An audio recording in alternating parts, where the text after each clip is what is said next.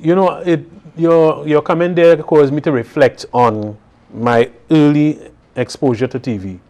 And it came through an assignment that a lady had come to do in Tobago, and I had the pleasure of meeting her. She's a Tobagonian, but she lived in Europe. And she was doing a documentary on tourism in Tobago. Angela Alexander, now deceased, very, very experienced woman in the context of TV.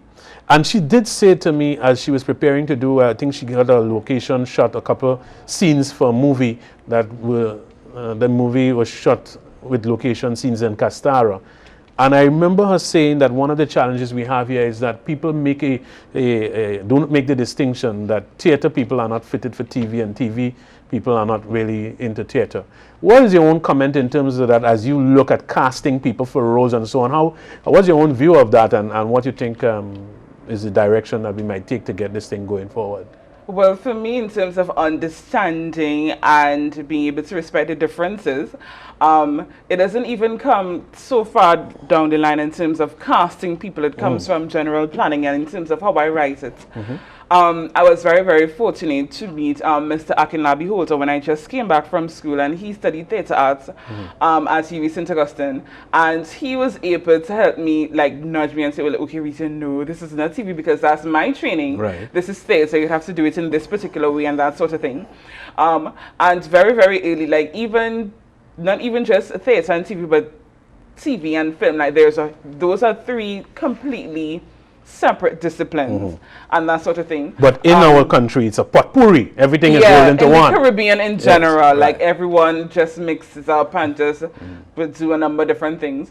But in terms of television takes a high level of planning. It's not some sort of a haphazard, okay, let me just go and grab a camera and go outside and shoot kind of thing. It's something that takes a lot of resources, a lot of planning. Everyone must be on the same page or whatever for it to be executed like perfectly, that sort of thing. And I think that the critics and so on for television are a lot more harsh. Well, for me personally, because that's what I was trained doing, a lot harsher than some of the other disciplines, because television, everything has to be right, from the makeup to the lighting to the sound, everything must be done. Another thing about theatre in terms of what it is that you really have to take into consideration is, like, for example, you could be on stage and someone could either ad-lib or just make a slight deviation from a particular plan or whatever.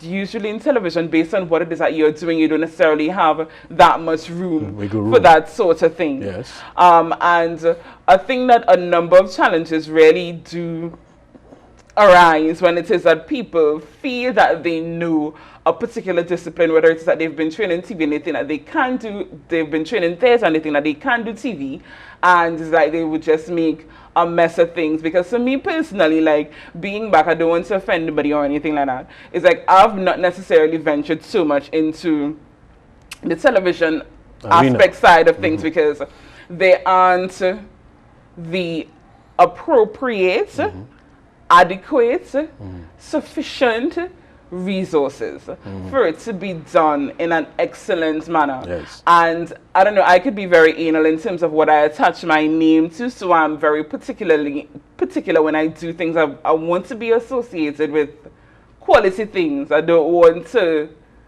think, because it's one thing I've always been taught is that you're only as good as your last job, and that's what people are going to remember you by. Well, I think that is a significant comment you have made there, and it's something that we will take on board with regards to our own progress in this unique effort at this magazine type show. So I'm certain that you will have an opportunity to critique what we are doing, but we are so grateful that you have taken the time to come on.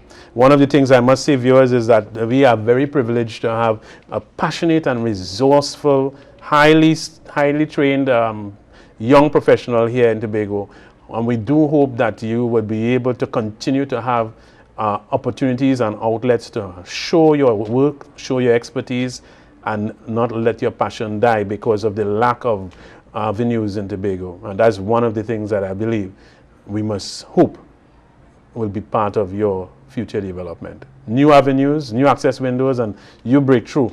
You're a trailblazer. You're already there. So I've been speaking with the trailblazer of Victor. In this case, you are Victorine. And Ricia Paul has been our guest on Tobago Agenda. I thank you all so much for viewing this episode. I want to remind you that you can post comments on what we have highlighted on the Tobago Agenda on the Facebook page, and you can email me, andrephillips@tstT.net.tt, with your comments.